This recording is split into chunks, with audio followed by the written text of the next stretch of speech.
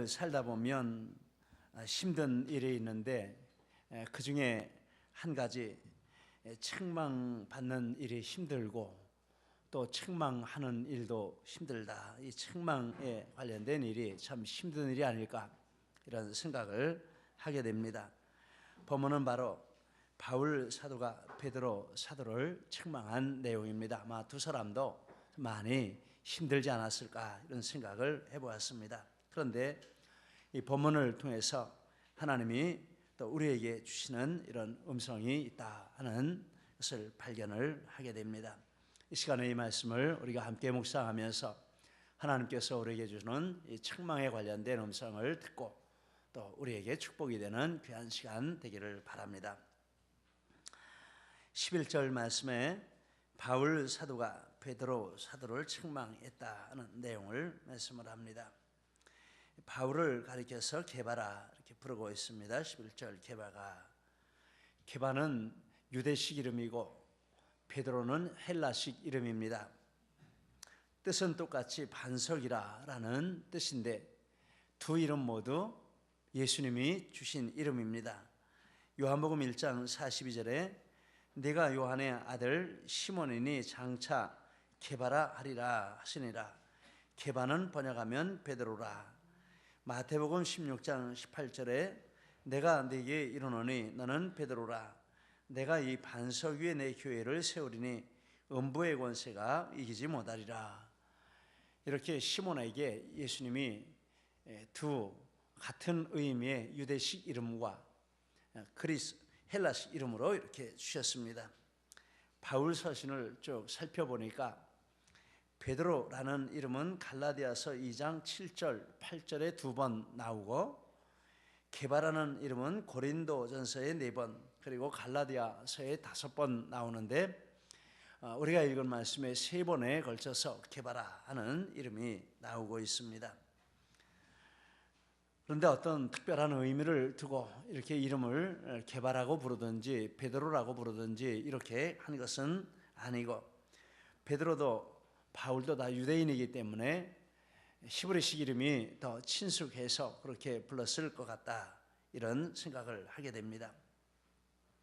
본문에 이렇게 게바라고 불렀습니다. 그 게바가 안디옥에 갔습니다. 11절 게바가 안디옥에 이르렀을 때에 언제 게바가 안디옥에 갔는지 이것은 분명하게 나오지 않습니다. 그런데 갈라디아서 안에 들어있으니까 갈라디아서가 쓰여지기 전에 거기에 갔다라고 알 수 있습니다.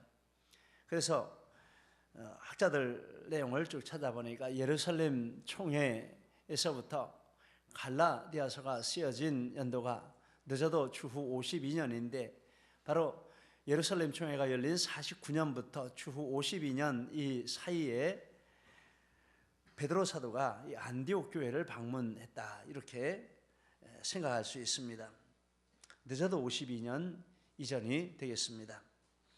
게바가 책망받을 일이 있어서 바울이 책망했다 11절에 말씀을 했습니다. 책망받을 일이 있기로 내가 그를 책망하였노라. 이 말씀을 읽어보니까 책망받을 일이 있다. 베드로가 책망받는 것에 대한 책임이 있다라는 뜻입니다. 객관적으로 볼 때 분명하게 베드로가 잘못한 것이 있어서 하나님 앞에 책망을 받아야 하는 상황이었다라는 뜻입니다. 그래서 누구라도 책망을 해야 합니다. 그래서 베드로가 이런 상태에 있기 때문에 책망을 받을 때 그 책망을 하나님이 나를 책망하신다 이런 자세로 받아야 하고 하나님이 쓰시는 도구로 쓰임 받는 그 사람에 대해서 어떤 감정을 갖지 말아야 한다 이런 의미도 발견을 하게 됩니다. 우리도 책망을 들을 때도 있고 또 책망을 할 때도 있습니다. 책망을 할 때 반응이 두 가지가 있습니다. 하나는 말씀해 주시니 감사합니다. 제가 고치도록 하겠습니다. 이런 반응이 있고 또 다른 하나는 누가 그런 말을 했습니까? 누가 그런 말 했죠? 이렇게 그 말을 한 사람에 대해서 책임을 물으려고 하는 그런 반응이 있습니다. 제가 잘못했습니다. 지적해 주셔서 감사합니다. 이런 말을 들을 때는 참 고맙습니다. 누가 그런 말을 합니까? 라고 하는 말을 들을 때는 많이 이렇게 걱정이 됩니다. 우리는 누구의 책망도 수용할 수 있는 겸손의 은혜를 받아야 하겠다, 이런 마음이 듭니다. 베드로가 위선적인 행동을 했기 때문에 바울이 책망을 했습니다.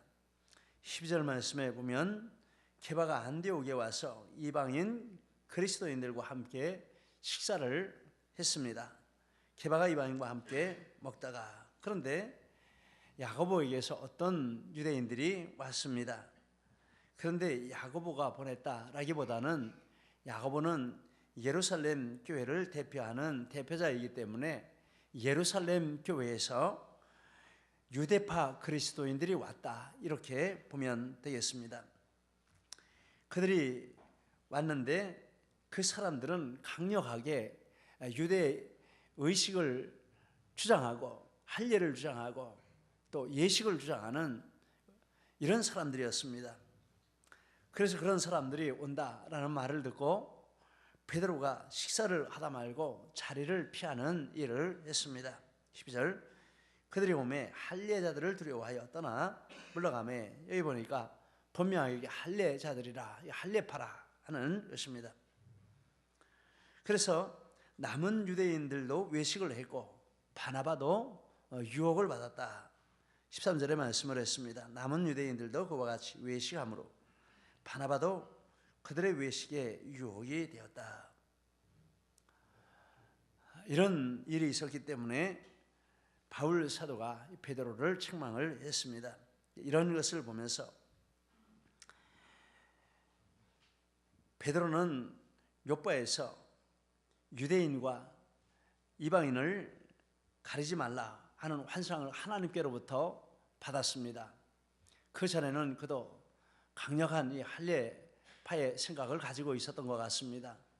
하나님이 그 환상을 보여주시고 또 고넬료 집에 이렇게 보내셔서 그 말씀을 전할 때 성령을 이방인들에게 부어주시는 이런 체험을 했습니다. 그런 것을 보면서 이 유대주의적인 생각이 깨지게 되었습니다. 하나님께서 혈통이나 어떤 의식이나 이런 것을 따라서 구원하시는 것이 아니고 그런 것에 상관이 없이 간절하게 하나님을 찾고 참된 믿음으로 하나님을 찾는 사람은 하나님이 다 사랑해 주시고 또 구원해 주신다, 이런 확신을 가지게 되었고, 그래서 고넬료 집에 있는 이방인들에게 세례를 베푸는 일을 했습니다.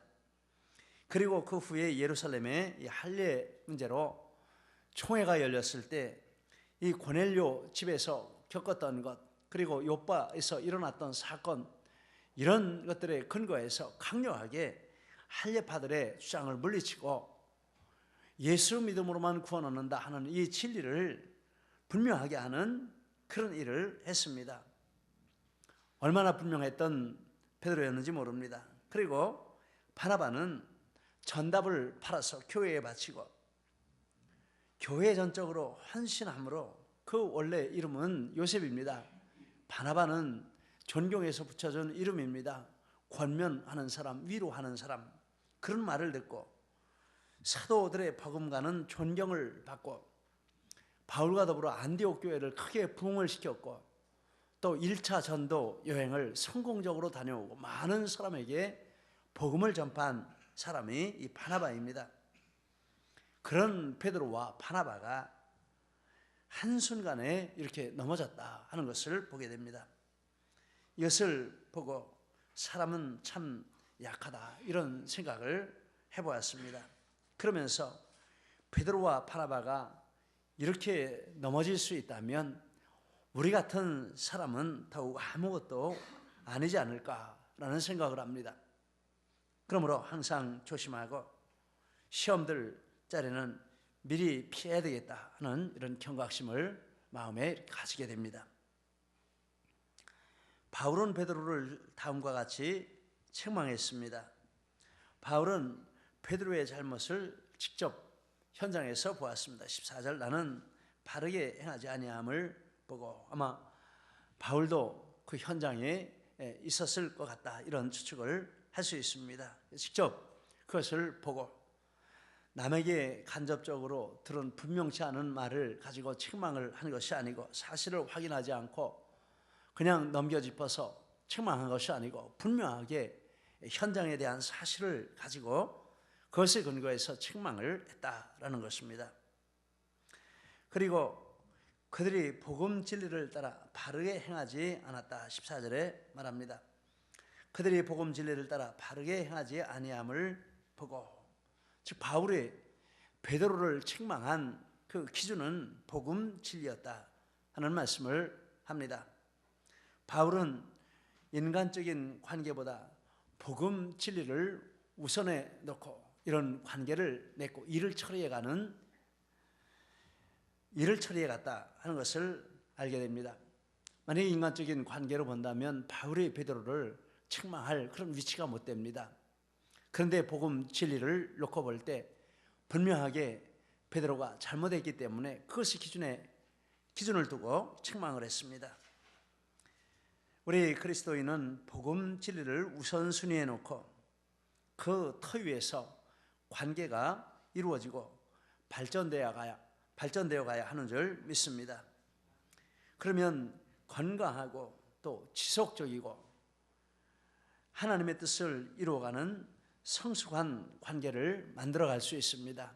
또 일들도 그렇게 해갈 수 있습니다. 만약에 복음 진리가 아닌 다른 것을 우선순위에 놓는다면 그 관계는 당장은 좋을지 모르지만 그 관계는 위험한 것이고 믿음의 손해가 되고 잘못된 방향으로 가게 되고 결국은 파국을 맞게 되는 결과가 온다라는 것입니다. 교회 안에서나 교회 밖에서나 마찬가지인 줄 믿습니다. 바울 사도는 대면에서 그리고 모든 자 앞에서 바울 사도를 책망했습니다. 바울은 베드로를 대면에서 책망했습니다. 11절, 내가 그를 대면하여 책망하였노라. 뒤에서 이렇다 저렇다 말하는 것이 아니고 분명하게 면전에서 잘못하는 것을 지적하고 바르게 말을 했다라는 것입니다. 뒤에서 하는 말 때문에 얼마나 공동체가 손해가 되고 또 관계에 있어서도 잘못된 것에 근거해서 망가지는 일이 일어나는지 모릅니다. 그리고 모든 자 앞에서 책망했습니다. 14절, 모든 자 앞에서 게바에게 이르되, 베드로는 공인이었습니다. 사도로서 사도의 대표이고 교회의 대표이고 안디옥 교회도 그런 자격으로 간 것이고 또 이방인들과 식사를 할 때도 그런 자격으로 식사를 한 것이고, 그리고 이 사건은 혼자 있을 때 일어나는 것이 아니고 이방인들과 다른 그리스도인들이 많이 있는 자리에서 일어나는 것입니다. 그래서 그들 앞에서 공적으로 바울 사도를 책망을 했다, 이렇게 말씀을 합니다. 합당한 방법으로 합당한 자리에서 합당한 내용의 책망을 한 것입니다. 그 책망한 말씀이 14절에 나와 있습니다. 내가 유대인으로서 이방인을 따르고 유대인답게 살지 아니하면서 어찌하여 억지로 이방인을 유대인답게 살려 하느냐. 베드로 사도는 고넬료 사건 이후로 예루살렘 총회 그리고 오늘 이 사건이 있기까지 유대인의 법을 깨트리고 살았습니다. 유대인의 율법은 그때까지도 권제합니다. 그런데 베드로 사도의 마음 가운데 이것은 잘못된 법이라, 이것이 구원의 기준이 아니고 삶의 기준이 아니고 참된 복음의 말씀을 따라 삶을 살아야 한다. 그렇게 살려면 이런 법을 따라 행동하지 않고 유대 그리스도인들과도 같이 식사를 할 수가 있다. 같이 교제할 수가 있다. 그래서 법을 깨트리고 유대인답게 살지 않고 이방인의 수준에 맞추는 삶을 살아왔다라는 것입니다. 그런데 어찌하여 억지로 이방인을 유대인답게 살려 하느냐. 그런데 할례파들이 오니까 일어나가지고 도망을 간 것입니다. 그러면 이제 율법을 지키는 행동을 한 것이죠. 자이든 타이든 율법을 지키는 행동을 하니까 같이 밥 먹던 이방인들도 그 율법을 지키는데 억지로 끌려 들어간 것이 된 것입니다. 그것을 지금 이렇게 지적을 하고 있습니다. 왜 함께 밥을 먹다가 그런 신념을 가지고 믿음을 가지고 이방인들과 함께 밥을 먹다가 왜 또 자리를 피해서 신념을 깨뜨리고 유대법을 지키는 신용을 하느냐, 잘못된 것이 아니냐, 이렇게 말씀을 한 것입니다. 그러면서 구원의 진리를 다시금 분명하게 밝히는 말씀을 했습니다. 우리는 본래 유대인이요 이방 죄인이 아니라 15절 말씀. 베드로나 바울 사도나 과거에 유대인의 자부심을 가지고 살았다 하는 말씀을 한 것입니다. 로마서 5장 4절 5절 그들은 이스라엘 사람이라 그들에게는 양자됨과 영광과 언약들과 율법을 세우신 것과 예배와 약속들이 있고 조상들도 그들의 것이요. 얼마나 놀라운 자부심을 주는 내용인지 몰랐습니다. 이런 우리 유대인들에게 이런 특권을 하나님이 주셨는데 이방인들은 이거 중에 하나도 가지지 못하고 하나님을 알지도 못하고 버린 백성들, 아무것도 아닌 것들, 이런 생각을 하면서 유대인의 특권으로 베드로도 바울도 이렇게 똘똘 뭉친 사람들이었다는 것을 15절에 말씀을 한 것입니다. 그런데 예수님을 믿고 보니 그것은 정말 배설물과 같은 것이고 아무것도 아닌 것이고 구원의 조건이 될 수도 없는 것들인데 그것을 붙들고 구원받는다고 살았다. 율법을 지켜서 구원 얻는 그 노력을 한 사람이라면 바울이 1등 갈 것입니다. 그런데 그렇게 열심히 율법을 지켰는데 구원을 받지 못했습니다. 마음이 늘 불안하고 두렵고 허전했습니다. 그래서 예수님을 만났습니다. 그 이야기를 하는 것입니다. 사람이 의롭게 되는 것은 율법의 행위로 말미암음이 아니다. 16절. 그리고 이 말씀은 율법을 지켜서 구원 얻는 것이 아니고 또 율법을 구원을 얻을 수 있는 수준으로 지킬 수 있는 사람도 없다라는 뜻입니다. 16절 중반절에 16절 하반절에 율법의 행위로서는 의롭다 함을 얻을 육체가 없느니라. 자기가 노력을 해봤기 때문에 잘하는 것이죠. 율법이 구원을 주는 방편이 아니고 또 율법이 구원을 준다고 해도 그 율법을 구원 얻도록 지킬 수 있는 그런 사람은 아무도 없다. 율법은 구원의 조건이 아니다. 의롭게 되는 것은 예수 그리스도를 믿음으로 말미암는다. 16절 중반절에 우리가 율법의 행위로서가 아니고 그리스도를 믿음으로 의롭다 함을 얻으려 함이라. 그리고 하반절에 그래서 우리도 유대인도 그리스도 예수를 믿는다. 당신과 나도 그래서 예수님을 그리스도로 믿고 당신도 나도 사도가 되고 이 복음을 전파하는 사역을 하고 있지 않냐라고 이렇게 말씀을 하는 것입니다. 그렇습니다. 구원의 길은 오직 예수 그리스도밖에 없는 줄 믿습니다. 오직이라는 단어를 썼습니다. 16절 사람이 의롭게 되는 것은 오직 예수 그리스도를 믿음으로 말미암는 줄 알므로 라고 했습니다. 오직 예수 그리스도 이분밖에는 구원의 길이 없다라는 뜻입니다. 오직이라는 말에 두 가지 의미를 발견할 수가 있습니다. 구원의 길은 예수 그리스도가 유일한 구원의 길이라는 말씀입니다. 베드로전서 1장 18절 19절 너희가 알거니와 너희 조상이 물려준 헛된 행실에서 대속함을 받은 것은 오직 흠없고 점없는 어린 양 같은 그리스도의 보배로운 피로 된 것이니라.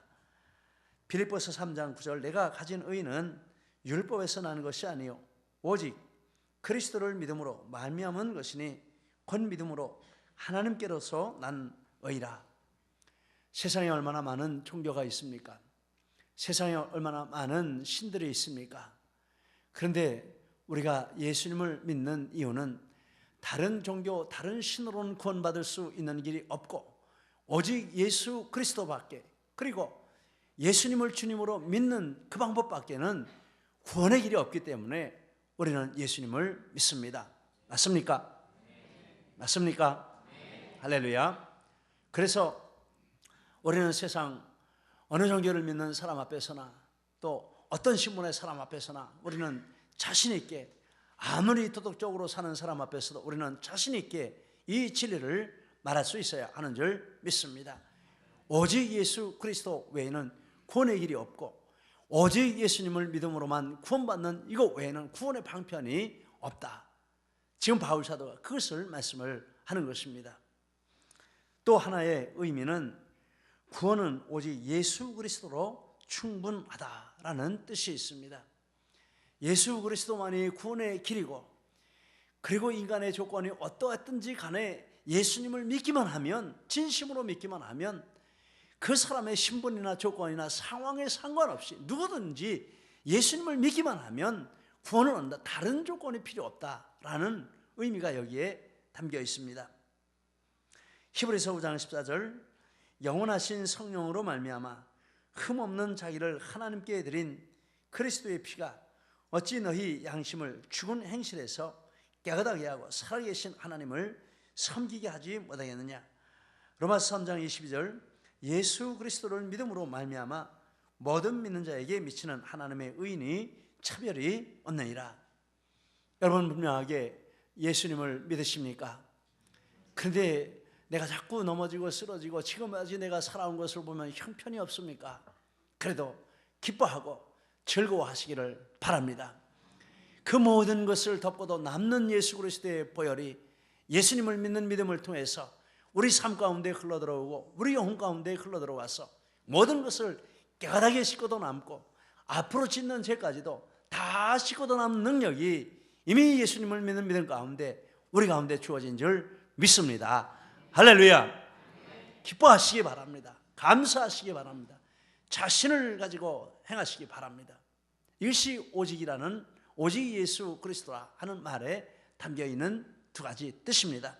이것을 베드로에게 말을 했습니다. 그런데 왜 유대인들이 이 할례파가 오니까 그런 행동을 하느냐라고 하면서 구원의 진리를 다시 한번 상기시켜 준 것입니다.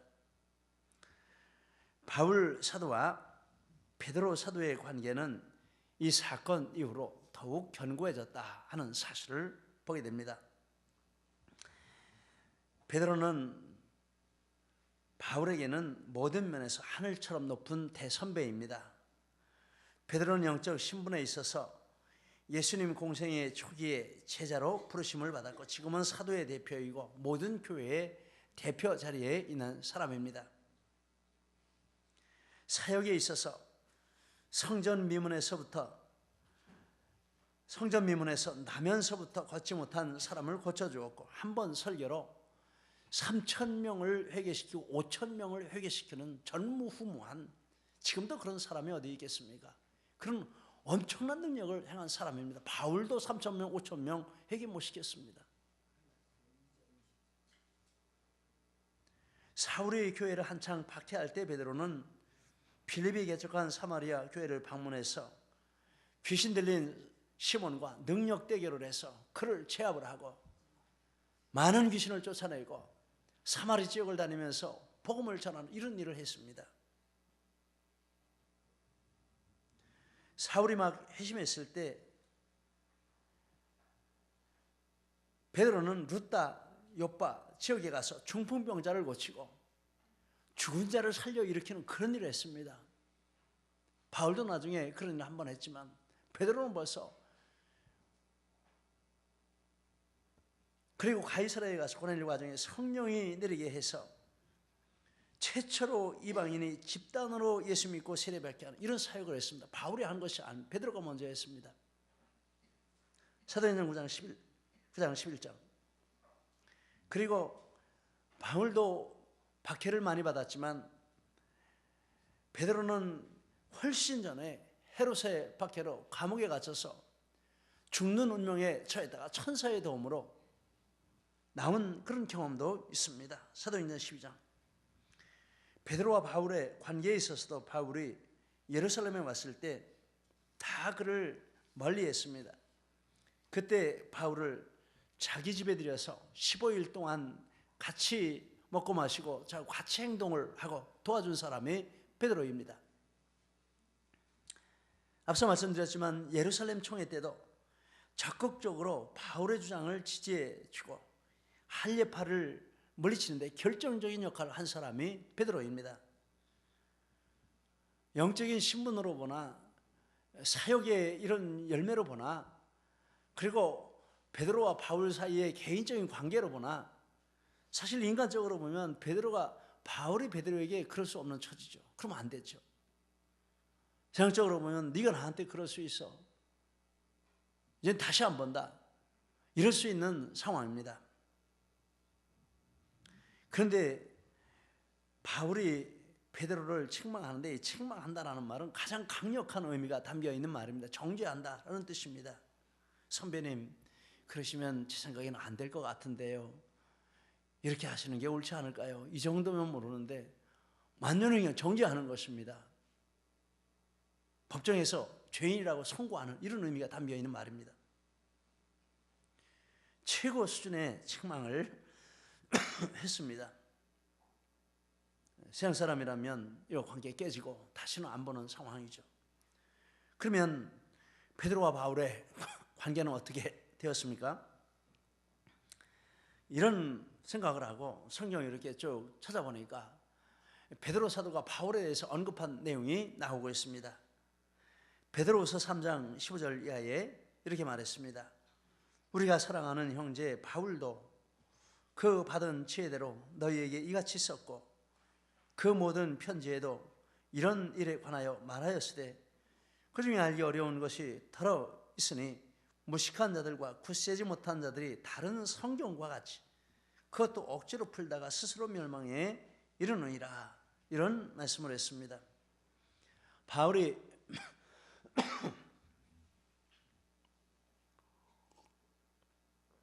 베드로를 책망한 때는 아까 말씀드린 대로 추후 52년 이전에 일어난 일입니다. 그리고 베드로 후서를 쓴 데는 66년, 67년, 한 15년 정도의 간격이 있습니다. 그런데 그 15년 후에 베드로가 바울에 대해서 이런 글을 쓴 것입니다. 이 내용을 찾아보니까 사랑하는 바울이라 그냥 쓴 말이 아니겠죠. 그리고 바울이 쓴 편지를 성경이라, 바울이 쓴 편지에 어려운 게 있는데 그 사람 유식한 체하고 아주 문장 쓰고 그러는데 이렇게 말할 수도 있는데 절대적으로 옹호를 해줍니다. 어려운 것이 있긴 한데 어리석은 자들이 잘못 풀어서 그렇지 하나님 말씀이고 성경 말씀이다, 이런 내용 말하는 것입니다. 바울을 진심으로 사랑하고 있고 또 바울을 진심으로 하나님이 함께 세우신 동역자로 인정하고 있고 성령께서 바울을 통해서 바울이 쓴 16권의 이 성경을 다 이렇게 편지를 다 성경으로 존중해주고 인정해주는 그런 자세를 이렇게 발견을 할 수 있습니다. 나중에는 바울의 사역이 훨씬 더 뛰어났습니다. 그럼에도 불구하고 베드로가 이런 글을 쓴 것을 보게 됩니다. 이것을 보면 베드로는 바울의 책망을 진심으로 받아들여서 자신을 고치는 이런 기회로 삼았고, 그리고 바울을 나이나 경력이나 또 사회적인 이런 것이나 이런 것이 아니라 정말 주 안에서 존중하고 존경하는 이런 대상으로 삼았고 그의 좋은 것을 본받기를 힘쓰는 그런 일을 했다, 이렇게 볼 수 있습니다. 그러니 바울이 베드로를 볼 때는 또 얼마나 또 감사하고 또 좋았겠습니까? 서로 존경하며 이렇게 해가는 이런 관계를 지금까지 이루고 15년 이상 이루고 말년에 베드로 사도가 이렇게 바울에 대한 마음을 기록을 했다라고 볼 수 있습니다. 우리는 부족합니다. 정말 죄성이 있고 연약합니다. 그래서 항상 책망받을 준비를 하고 살아야 한다, 이런 생각을 합니다.